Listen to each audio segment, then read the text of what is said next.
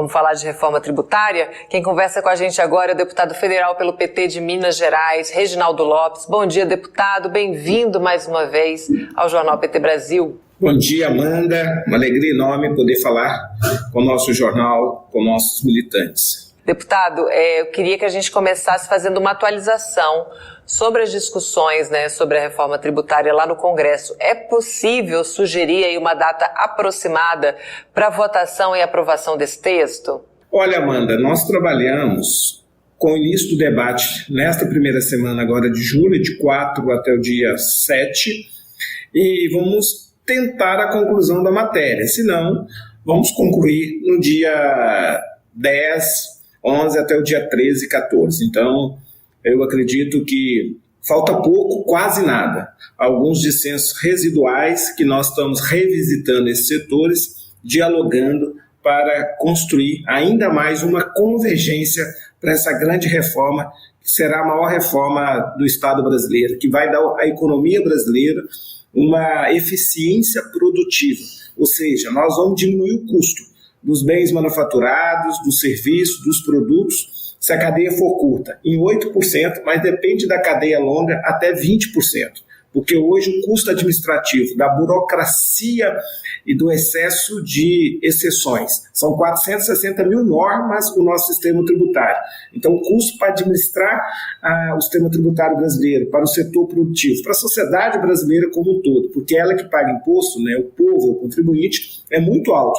E também o sistema de cobrar imposto de forma acumulativa, a cada etapa produtiva incide imposto, ou seja, o imposto é cobrado em cima do próprio imposto, ou seja, é um sistema que faz o Brasil perder competitividade interna, ou seja, não consegue produzir bens manufaturados para disputar com os importados e é excluído do ponto de vista das exportações, porque o Brasil hoje tem um déficit do ponto de vista das exportações de bens manufaturados na casa de 128 bilhões de dólares. E aí, Amanda, 1 bilhão de dólares gera 30 mil empregos direto na economia. Então, o Brasil está exportando para fora 3,5 milhões de empregos na indústria e importando bens manufaturados.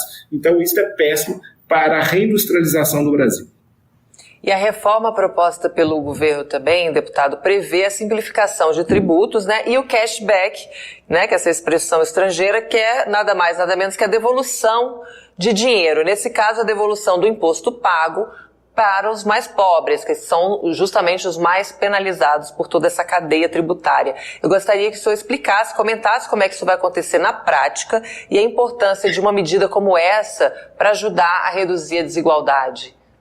Então, Amanda, no relatório preliminar, nós estamos reduzindo para os produtos da cesta básica, que são 1.350 produtos, a lei que determina a cesta básica no Brasil, custa a desoneração total em torno de 40 bilhões de reais.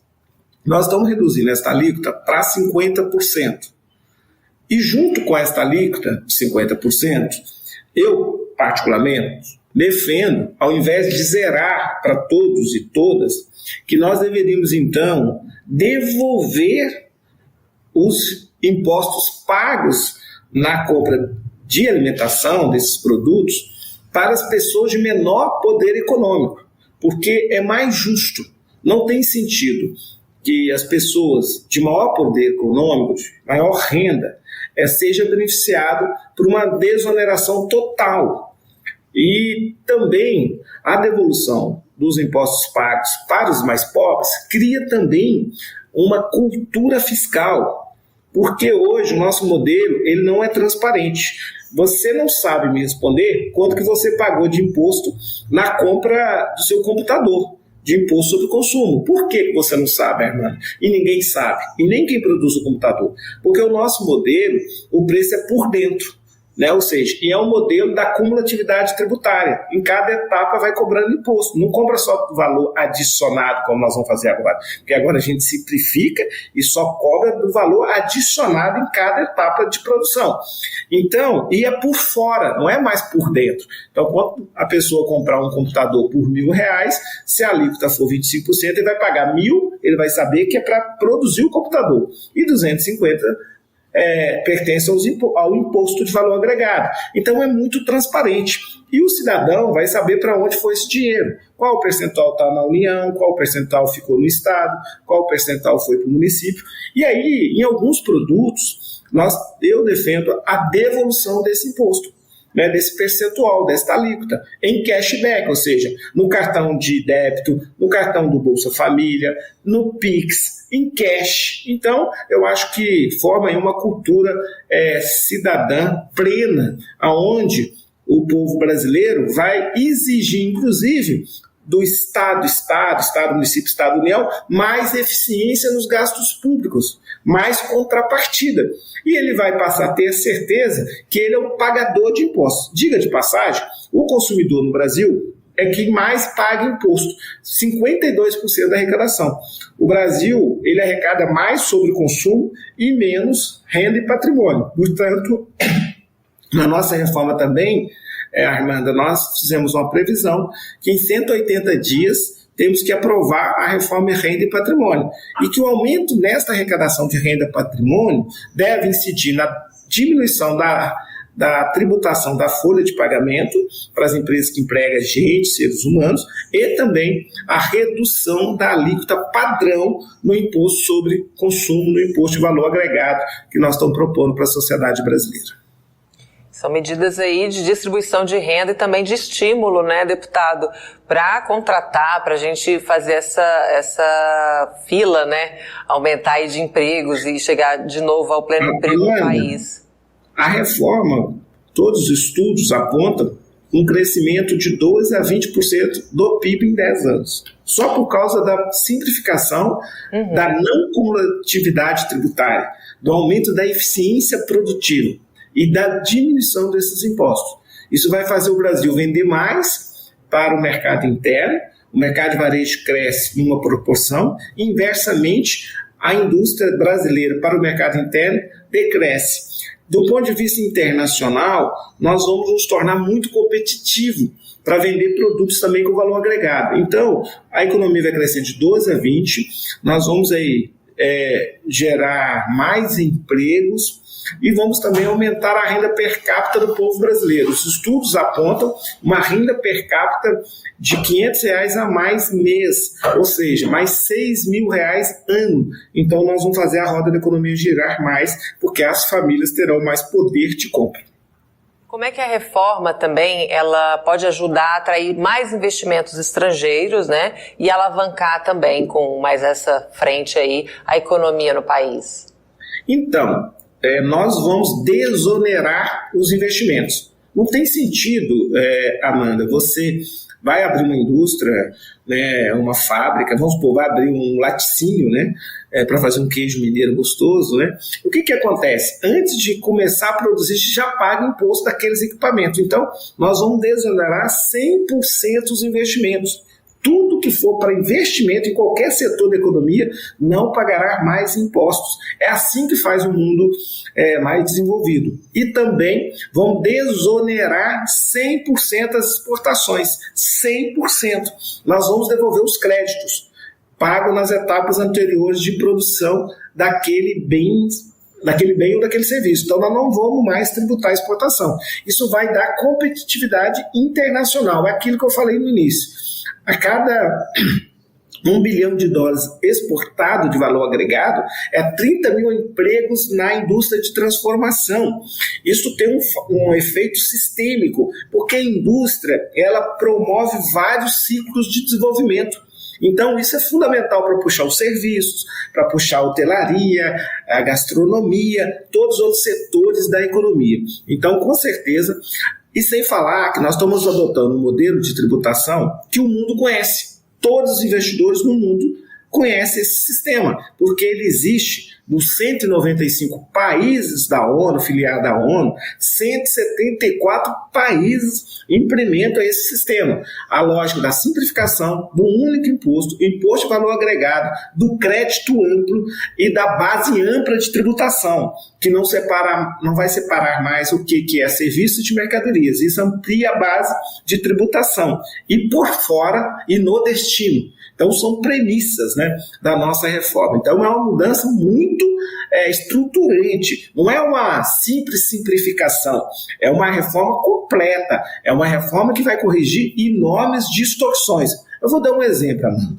O imposto hoje é por dentro, o cidadão paga quando ele compra o celular, mas às vezes não chega no cofre público o dinheiro. Porque nesse sistema tão judicializado, de insegurança jurídica, de litígio, o Brasil tem na justiça um PIB. Nós temos 9 trilhões na justiça. Ou seja, quase 7 bilhões na justiça e quase 3 bilhões no CARF, no Conselho de Recursos Administrativo. Agora o cidadão pagou e o dinheiro não chegou até os cofres públicos. E aí, quanto poucos pagam, os que pagam têm que pagar muito. Porque quando todos pagam, todos podem pagar menos. Nos países mais avançados, a judicialização do imposto sobre consumo pela simplificação é 1%. O Brasil é um PIB. Por quê? Tem 460 mil normas. Tenta separar mercadoria de serviço. Se eu te perguntar, irmã, o celular é uma mercadoria ou um serviço? Né? Tem loja que vende como mercadoria, tem loja que vende como serviço, tem loja que vende como mercadoria e serviço. Então não tem mais jeito, não tem como mais tributar, por exemplo, o comércio eletrônico, a economia digital, que vende por plataforma cobrando imposto da origem. A gente nem sabe onde está instalada a plataforma. Agora, mudando para o destino, você cobra o imposto no destino, você cobra onde mora o cidadão. Então, e outra grande mudança também é repartir os recursos pelo destino. Não tem sentido um morador da minha querida cidade de Bom Sucesso pagar um contribuinte lá que utiliza a saúde pública, a educação pública, a infraestrutura pública, comprar um produto e pagar o imposto para São Paulo. Isso também não existe em nenhum lugar do mundo. Então, o nosso sistema está superado, disfuncional, impede o Brasil de atrair novos investimentos. E por último, Amanda, é fundamental esta reforma. Essa reforma, com certeza, vai fazer o Brasil voltar a crescer como nunca. Eu tenho certeza que vai criar um ambiente, um ecossistema para a gente atrair novos investimentos. Em especial, para a gente fazer justiça federativa, né?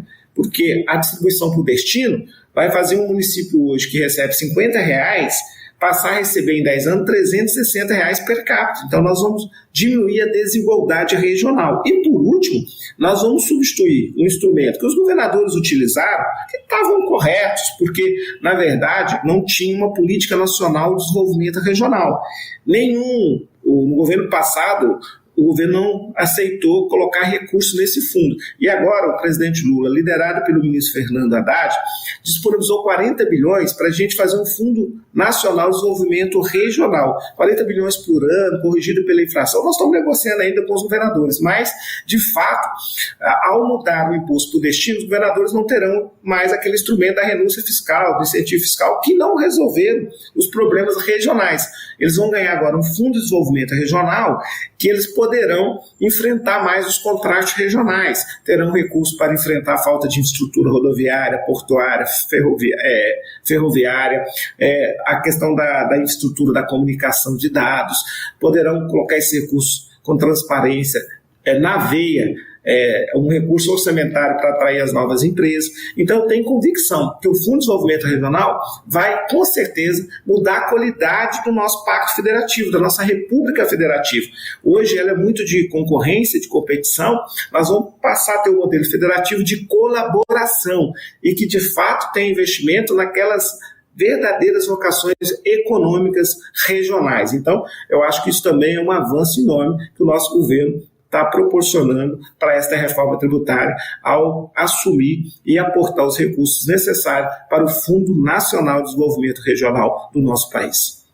Ótimos esclarecimentos. Deputada Maria Amélia aqui está comentando que quando a gente verifica o valor que paga nas mercadorias, é espantoso, né? E é bom ter essa transparência para a gente entender como é que funciona. Paulo Roberto Carneiro aqui te saudando lá de Contagem, Minas Gerais. O Augusto Wagner também te dando bom dia aqui, grande deputado Reginaldo Lopes. Alberto Quironi também. Lucas Cardoso dizendo Reginaldo é aqui de Minas.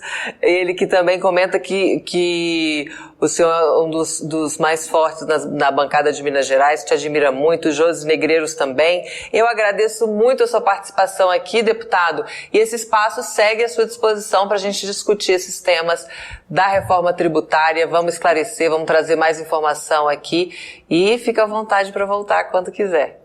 Obrigado, Amanda.